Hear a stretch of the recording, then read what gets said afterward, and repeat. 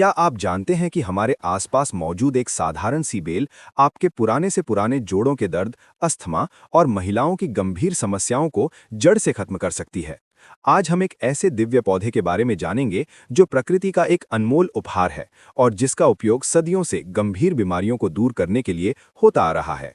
नमस्कार, जंगली मेडिसिन में आपका स्वागत है। आयुर्वेद के खजाने में इस चमत्कारी बेल को संस्कृत में विषाणिका कहा जाता है।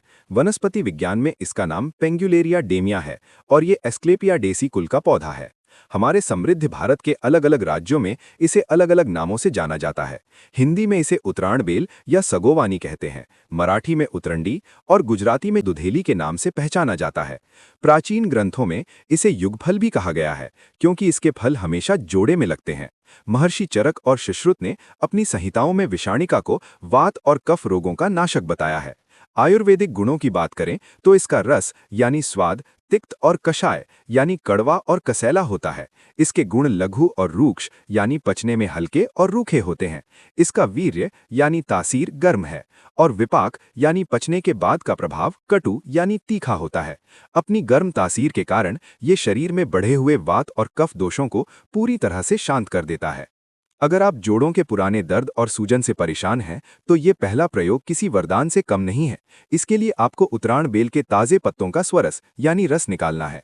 लगभग 10 से 15 मिलीलीटर यानी 2 से 3 छोटे चम्मच रस को हल्का गुनगुना कर लें। इसे सुबह खाली पेट लेना है। अगर दर्द बहुत ज़्यादा है तो रात को सोने से पहले भी इतनी ही मात्रा ले सकते हैं। इसे हमेशा हल्के गुनगुने पानी के साथ लेना चाहिए। ये प्रयोग काम कैसे करता है? दरअसल उतराण बेल की गर्म तासीर और कड़वा स्वाद शरीर के सूक्ष्म चैनलों को खोल देता है और जमा हुए वात दोष को बाहर निकाल देता है, जिससे दर्द और सूजन में तुरंत आराम मिलता है।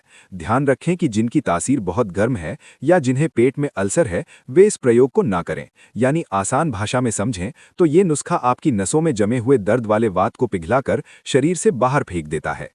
लंबे समय से चली आ रही खांसी या अस्थमा से छुटकारा पाने के लिए उतराण बेल का दूसरा प्रयोग बहुत अचूक है। इसके लिए उतराण बेल की जड़ों को छाया में सुखाकर बारीक चूर्ण बना लें। इस चूर्ण की 1 से 2 ग्राम मात्रा यानी लगभग 1/4 छोटा चम्मच लेना है। इसे दिन में 2 बार भोजन के 1 घंटे बाद लें। इस चूर्ण को 1 चम्मच शुद्ध देशी शहद के साथ मिलाकर अच्छी तरह चाटना है। शहद के साथ मिलने पर यह चूर्ण गले और फेफड़ों में जमे हुए गाढ़े कफ को पिघलाने लगता है। इसके रूखे गुण के कारण ये अतिरिक्त नमी को सोख लेता है और श्वास नली को साफ कर देता है, जिससे सांस लेने में आसानी होती है। गर्भवती महिलाओं को इस चूर्ण का सेवन नहीं करना चाहिए। यानी आसान भाषा में समझें तो ये नुस्खा आपके फेफड़ों में जमे हुए पुराने बलगम को काटकर बाहर निकालता है और श्वास नली को पूरी तरह साफ कर देता है। बच्चों और बड़ों में पेट के कीड़ों की समस्या को जड़ से खत्म करने के लिए इसका तीसरा प्रयोग बहुत प्रभावशाली है। उतराण बेल के ताजे पत्तों को पीसकर लगभग 5 मिलीलीटर यानी 1 छोटा चम्मच रस निकाल लें। इसे सुबह खाली पेट केवल 1 बार लेना है। इसे 1 कप गुनगुने पानी में चुटकी भर सेंधा नमक मिलाकर लेना सबसे अच्छा रहता है। इसका कड़वा रस और तीखा विपाक आंतों में रहने वाले हानिकारक कीड़ों के लिए जहर का काम करता है और उन्हें नष्ट कर मल के रास्ते बाहर निकाल देता है। ये पेट की अग्नि को भी तेज करता है, जिससे पाचन सुधरता है। छोटे बच्चों को आधी मात्रा यानी केवल आधा चम्मच ही दें और बिना वैद्य की सलाह के लगातार 5 दिन से ज्यादा ना दें। महिलाओं में पीसीओएस और रुकी हुई माहवारी को ठीक करने के लिए भाव प्रकाश निघंटू पर आधारित ये पहला योग बहुत शक्तिशाली है। इसके लिए आपको 3 ग्राम उतराण बेल की जड़ का चूर्ण, 2 ग्राम एलोवेरा यानी ग्वार पाठे का सूखा चूर्ण और 1 ग्राम हींग लेनी है।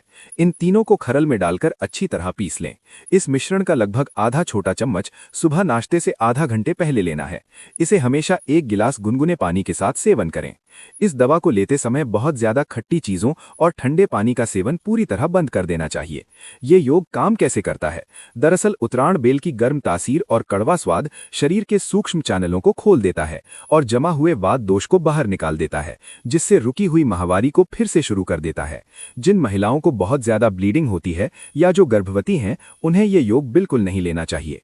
यानी आसान भाषा में समझें तो ये योग गर्भाशय की पूरी तरह से सफाई करके महिलाओं के हार्मोनल संतुलन को फिर से स्थापित कर देता है। जोड़ों में जकड़न और गठिया की समस्या को दूर करने के लिए शारंगधर संहिता के सिद्धांतों पर आधारित ये दूसरा योग बेहद कारगर है।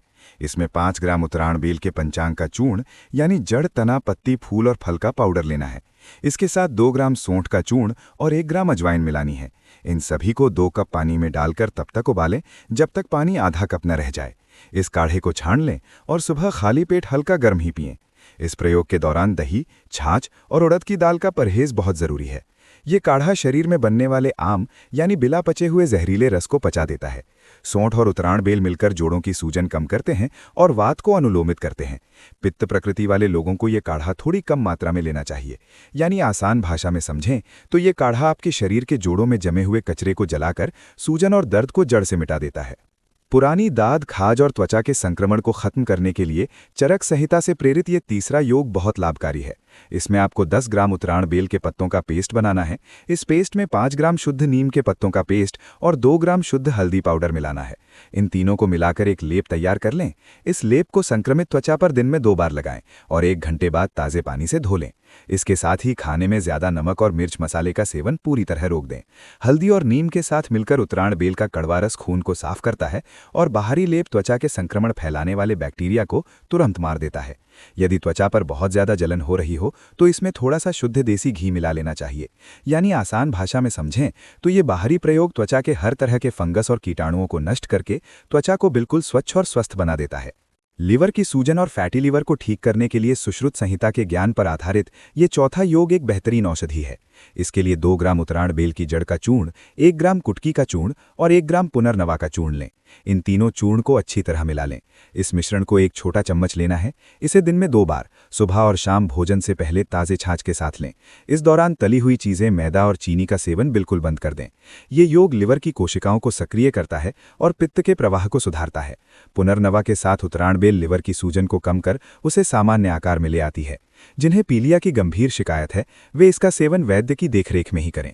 यानी आसान भाषा में समझें तो ये योग आपके लिवर की पूरी सर्विसिंग करके उसे नई ऊर्जा और ताकत प्रदान करता है। पुराने सिरदर्द और माइग्रेन को दूर करने के लिए आयुर्वेद का ये 5वां योग एक अचूक नस्य प्रयोग है। इसके लिए आपको उतराण बेल के ताज़े पत्तों का 2 बूंद रस और शुद्ध गाय के देसी घी की 2 बूंद लेनी है। इन दोनों को हल्का सा गुनगुना करके अच्छी तरह मिला लें। सुबह सूर्योदय से पहले इस मिश्रण की 1-1 बूंद दोनों नाक के नथुनों में डालें और गहरी सांस लें। इस प्रयोग के दौरान ठंडी हवा से बचें और सिर को ढक कर रखें। ये नस्य प्रयोग सीधे मस्तिष्क की नसों पर काम करता है। उतराण बेल की तीक्ष्णता बंद नसों को खोलती है और घी नसों को पोषण देता है, जिससे माइग्रेन का दर्द तुरंत शांत हो जाता है। बहुत छोटे बच्चों पर यह नस्य प्रयोग न करें। यानी आसान भाषा में समझें तो ये नुस्खा नाक के रास्ते दिमाग तक पहुंचकर वात और कफ के ब्लॉकेज को खोल देता है, जिससे सिर का दर्द छूमंतर हो जाता है। आधुनिक विज्ञान भी हमारे प्राचीन आयुर्वेद के इस ज्ञान का पूरी तरह से लोहा मानता है। नई रिसर्च के अनुसार उतराण बेल के अंदर शक्तिशाली फ्लेवेनॉइड्स और अल्केलॉइड्स पाए जाते हैं।